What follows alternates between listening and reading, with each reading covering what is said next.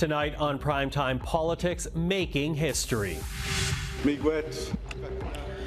like to say thank you to everyone present. Saul Mamawka ensures his name will be remembered for generations, standing up in the Ontario legislature and asking a question in Oji-Cree.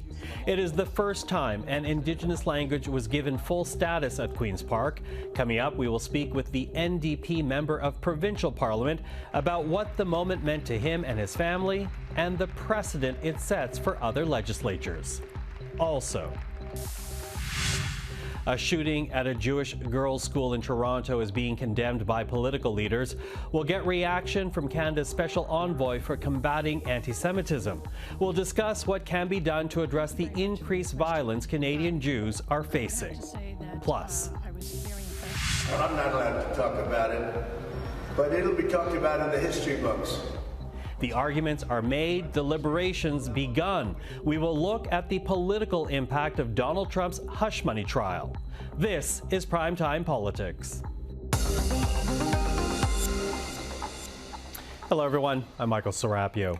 Ontario's legislature is taking a big step. Going forward, recordings in Hansard and translations will no longer just be limited to French and English.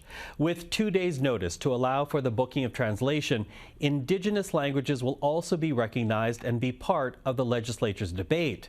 It all began with the NDP member of provincial parliament, Saul Mamawka, who complained that he was not allowed to use Oji-Cree in the chamber, even though it is a First Nations language. The government House Leader, Paul Calandra, heard him, and together they worked to make this moment happen yesterday at Queen's Park. In time past, we were told never to speak our own Indigenous language in the provincial legislature. We had a leader named Frank Birdie from Muskrat Dam that was told that they will never permit Indigenous language to be spoken in the provincial legislature. But today, it's allowed. It's a historical event. Well, Saul Mamawka joins us now. Mr. Mamawka, thank you for being here. Yeah, thanks for having me, Michael. Now, you called yesterday momentous, but you know, I want to add to that reflection a bit, if you will, because in the gallery witnessing this moment were members of your family, including your mom. How meaningful was it for you to have them there? It was really meaningful because of for my mom to hear me speak the language that she brought me up on. That means a lot. And same with my my brothers and my family, and not only that, the elders from my First Nation and other elders from the different areas of the province, and not only that, the dignitaries. You know, when we talk about the regional chief of Ontario and several chiefs and even grand chiefs, so it was very and young people. Young people, that was really important, and so I think it really meant a lot to me, and I think. You know, it brought tears to their eyes, and that's what I found out after when I spoke to them. It not just because of what I said, but just hearing the language in itself. Yeah, hearing the language, and as you said, it was your mother who spoke to you in the language as you grew up. Talk to us about how she taught it to you, though, because you know you grew up in a time when, I don't have to tell you, institutions were trying to erase your language and your culture. So talk to us about what your mother did to make sure you did not lose the language of your people. Yeah, she taught us, and also my late dad as well. You know, one of the things that they did is they took us out on the land. You know, just living the ways of life, whether it's fishing, hunting, trapping, and, you know, food for sustenance. And that's, you know, we had to eat whatever we had, right? So, and I think when you do that, you know, there's so many things that comes with it, you know, when you start looking at the creeks, the bays, the islands, the points, and the you know, the rivers and the lakes, and why they're called those names, and you know, that's the history of it, right? And I think and also the identity itself of who we are as First Nations people, as Anishinaabe, and it really enlightened me. And not only that, the teachings of it, and there was such an abundance of wildlife, food, the trees, plants, and the medicines that were all around, and taught us the respect, and it's really the truth of who we are, and so language comes from the land, and that's all they had to do. It wasn't like this is how what you call it, this is why, but you learn to hear the quietness of the wilderness, the outdoors, and it just it speaks to you in that way. So they really grounded me in that way. Mm-hmm. They grounded you in that way. I'm wondering if you feel a sense of accomplishment here too, though, because as we talk about reconciliation in this country and address the horrors of the past, you yourself have talked about how residential schools tried to kill the language in you. So do you feel a sense of an accomplishment that the residential schools did not win in this case?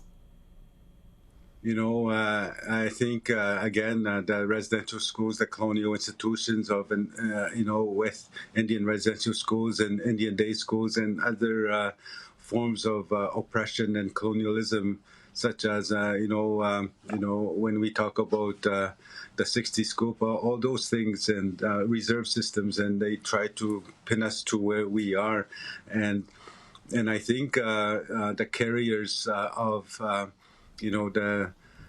the warriors of the language, the keepers of the language, they're still strong, and I think that's one of the things about my mom. That's one of the things that she did, and but unfortunately, there are others that lost their language, and that they were punished for speaking their language. And there's so many stories that we hear and that people keep on sharing on how they try to eliminate the Indian in all of us, and but we are still here. We will continue to be here, and I think yesterday marked a chapter where where institutions like the Queen's Park at the Ontario Legislature, recognize that they cannot continue their colonial ways, and it was a reminder to others that we will continue to be here, and I think that is so important.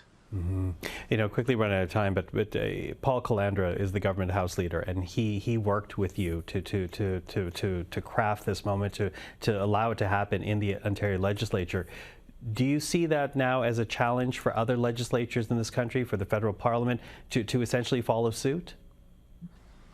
It is a challenge. It is something, if they want to go to the path of reconciliation with Indigenous people, with First Nations people across the country, other provinces across the country need to follow the same path.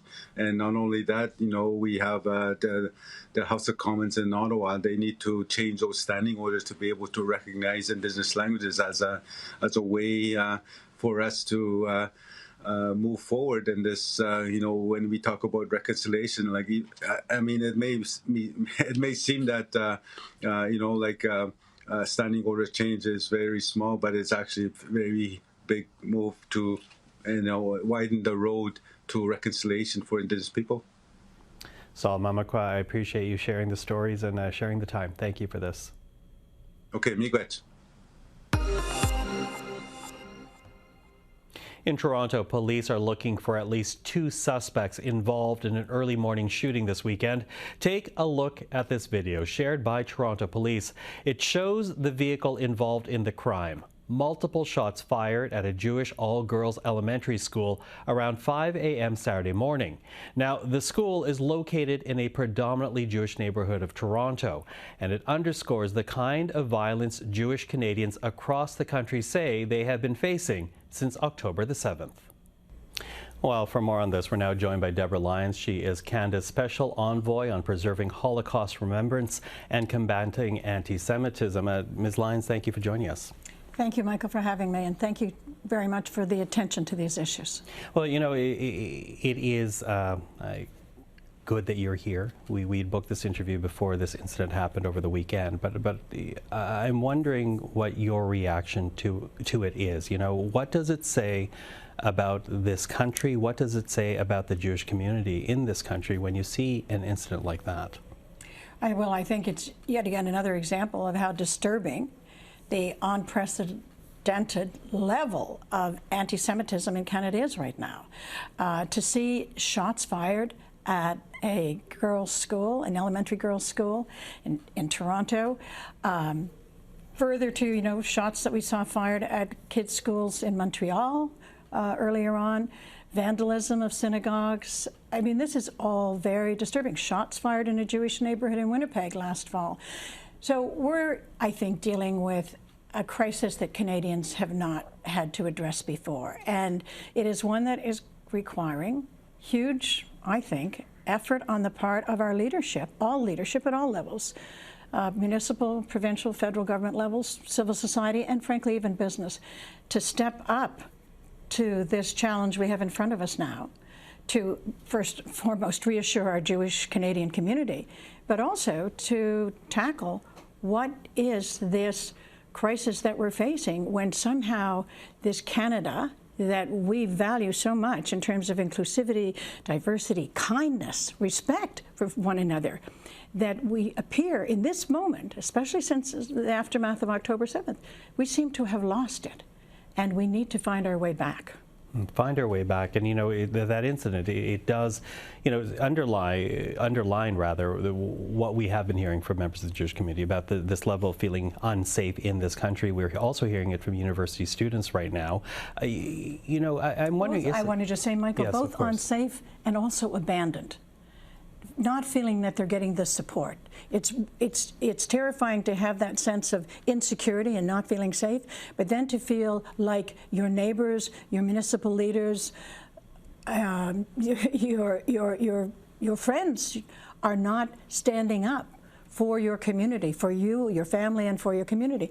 That is, I think, another level of injury and hurt that our Jewish community is feeling, and one of the areas where I think our office needs to really be, you know, stimulating and facilitating others to step up and demonstrate that Canadians are here to support the community and to also put in place some of the remedies to address what are these underlying factors so that it doesn't happen again. Okay, let's pick up on that point then. You say remedies, and I know you obviously put your mind to these matters. In the immediate days, months, weeks, what are the remedies that pop up in your mind? Well, I think there's an array. We're focusing on 5 or 6 key areas right now. Certainly education.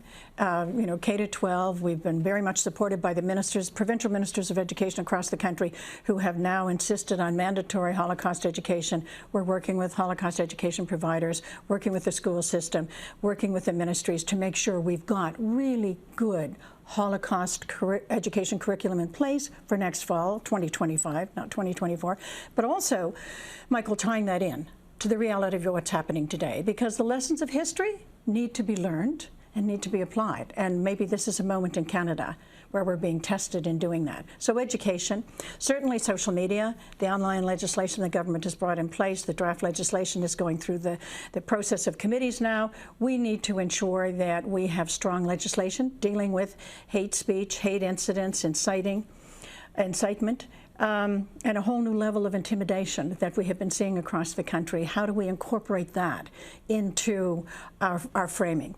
Of course, making sure that we have a good understanding of what is actually happening in the country. So working with Stats Canada and the police chiefs on documenting and having the data in place, working, of course, with law enforcement, which is absolutely critical. So getting the training in place that we need for law enforcement, but not just for law enforcement, not just for police on the street, for prosecutors as well, so that there's a much better understanding. And then lastly, of course, universities.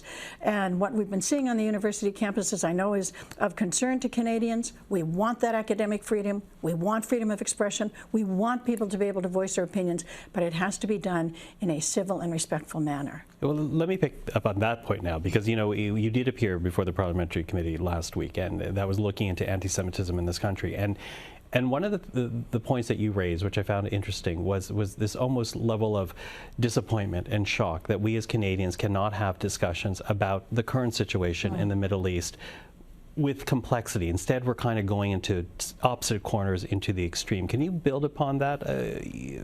When you expressed your disappointment, what were you trying to get at there? I was trying to point out to the committee, and as we are doing in our daily work, that you can be very much pro-Israel on the issues that Israel is facing now, and you can be very much pro-Palestinian as well. We are capable as Canadians of holding two thoughts in our hand. In fact, let's ensure that we're capable of doing that, or I would say our future is in danger, because the world is complex and it is multi-layered, and these are not easy issues. But to suggest that somehow it's one or the other is to do a disservice to both. So, I mean, I'm working, and I think we all need to be working more to try to bring our communities together and to say that what is happening in the Middle East is, of course, of concern. And yes, we should be making sure that we are supporting a better outcome there. Canada has been consistent. Every political party in Canada has been consistently stating a commitment to a two-state solution. We want a state for the Palestinian people. We want a secure and safe Israel. That's clear. Our foreign policy on that is clear.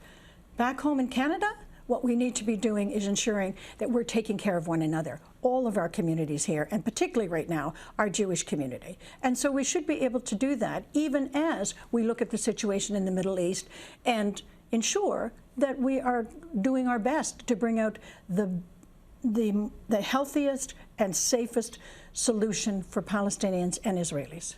You know, I know you deal with this issue on a very high level, but I'm actually going to ask you to bring it down just a little bit, because you talk about how members of the Jewish community are feeling abandoned, not only by governments, police forces, administrators, but also by their friends. What do you say to Canadians, non-Jewish Canadians, who find this is a difficult moment because of just how polarized the debate is, finding it a difficult moment to stand up for their Jewish friends? I would say work against the polarization. Become informed. Talk to your Jewish neighbors and colleagues. Try to understand what it is that they're facing. Make sure you have some sense of the history here. And become informed on what is happening here in Canada with the increase in anti-Semitism, because it is not just about our Jewish community. That in and of itself is enough, and that would be enough to cause all Canadians to stand up and be supportive, as of course we would want to be supportive of our Palestinian colleagues in the Middle East and our Israeli colleagues in the Middle East, to ensure that the solutions there are ones that underpin a safe and secure future for them. But at the same time, Michael, what's happening here, bringing it back home to Canada, is that Canadians, all Canadians, need to be concerned about it, because this is not just about the Jewish community. This is about who we are as Canadians. This is about our democracy. This is about our own national security. This is about ensuring that when we have these kinds of tensions, we find healthy, collaborative, constructive ways of working through them. Not what we have seen since October 7th, a greater polarization and, frankly, widening of the gulf. And for that, let me conclude by saying, yes, the everyday citizen has a role here, but we also need to see much more engagement of courageous leadership. And by that I mean courageous leadership, yes, at the federal level, the provincial level, that has direct responsibility for universities and the education system, and frankly law enforcement as well. The municipal level, many of the mayors are very impacted. And then just to finish up, I would say the business community as well as civil society. This is about not just the Canada of today, but what response we're putting in place to this crisis is going to determine the kind of future we have. Deborah Lyons, thank you for the time. Thank you, Michael. Well, time now for a look at what else happened in politics today. The Defense Minister, Bill Blair, announced billions in new spending today. It includes over $11 billion in training aircraft and contracts for the RCAF, and also over $2.5 billion in new vehicles for the Army. The announcement was made at a defense trade show in Ottawa. It comes just days after a group of U.S. senators urged the Trudeau government to meet NATO's 2% of GDP commitment, and as Blair continues to tout his government's new defense policy. This policy makes it very clear that job number one is defending Canada and North America. It makes clear that our most immediate task is to protect every inch of our sovereign territory in the face of growing security challenges, especially in our Arctic and northern regions. And to be clear, if we are going to be a good partner in NATO, and in NORAD, and in the Indo-Pacific, and around the world, we must be strong at home so that we can be strong around the world. To Stockholm now, where the Foreign Affairs Minister Melanie Joly met with her Swedish counterpart Tobias Billström. The two talked about their support for Ukraine's defense and their mutual concerns on Arctic security. Canada and Sweden both share the fact that we're in the same neighborhood as Russia, and to that extent, we need to address that threat. For a long time, Arctic nations, particularly through the Arctic Council, have developed a high north, low tension approach. And the Arctic agenda and also our security agenda were different. Now we need to make sure that these two agendas are aligned. This is Minister Joly's first visit to Sweden since it joined NATO earlier this year. She will travel to Czechia tomorrow for a meeting of NATO foreign ministers. The Prime Minister's office announced Justin Trudeau will travel to Italy next month to participate in the G7 summit. In a statement, the PMO says the Prime Minister and other world leaders will address the conflicts in Ukraine and the Middle East. They will also talk about the challenges of climate change and foreign interference. After Italy, the Prime Minister will travel to Switzerland to take part in the summit on peace in Ukraine. It comes down to this. Nothing bad happens when you lower the federal voting age to 16. It's all good. That is Senator Mary Lou McPhedran, and she is sponsoring a Senate bill that would lower the voting age to 16. Currently, in its second reading, advocates say dropping the voting age would boost civic engagement among youth, and that younger Canadians should also have an electoral voice on issues that affect them. A similar private member's bill was defeated in the House of Commons in 2022. And finally, in New York, jurors have begun deliberations in former U.S. President Donald Trump's hush money trial. Trump is facing 34 felony counts of falsifying business records. They are in relation to an alleged payment to adult film actress Stormy Daniels. Prosecutors allege Trump deliberately falsified the records in order to conceal a payment of $130,000 to Daniels, and in exchange, she was to keep quiet about an alleged affair between the two.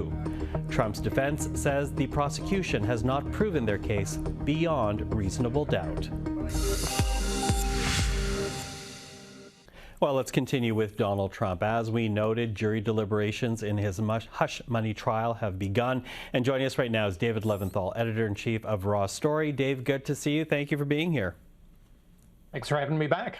Listen, Donald Trump denies ever having an affair with Stormy Daniels, but it seems whether or not he's found guilty, it really is not dependent on that. It's whether or not he paid money to hide the affair ahead of the 2016 election. So to that, how important are the jury's assessments of Michael Cohen when we talk about a guilty, not guilty verdict here?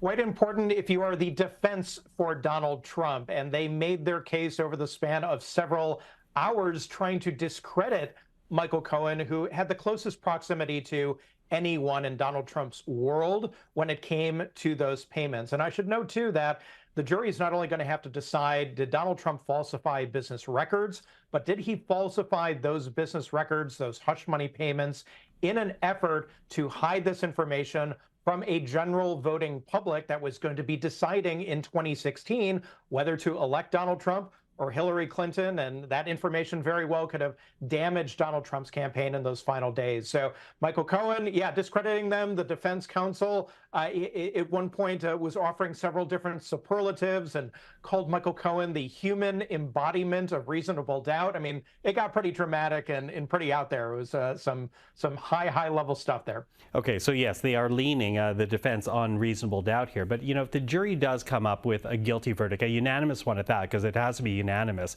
if they do come up with this guilty verdict, 34 charges is what Donald Trump is facing, how likely is it that he would serve any jail time? Because the New York City mayor says that a section of Rikers Island, the prison, will be prepared for the president if he's sent there.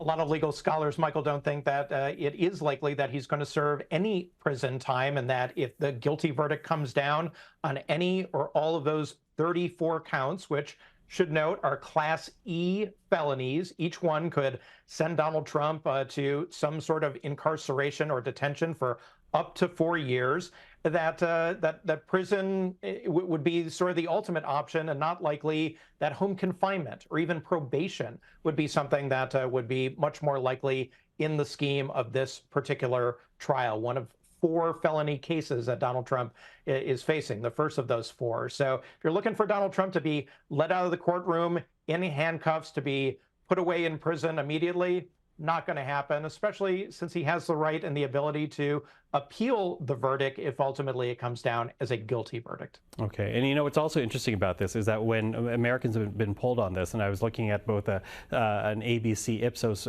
poll and also another one, basically said the vast majority of Republican voters are not going to be swayed on this case, whether or not he's found guilty, whether or not he goes to jail. They're going to support Donald Trump. And yet the other cases that you pointed out, this is the first of 4, those could have impacts on Donald Trump, including one out of Washington, D.C. regarding January 6th. But how likely are those cases going to come up in court before Americans go and vote in November?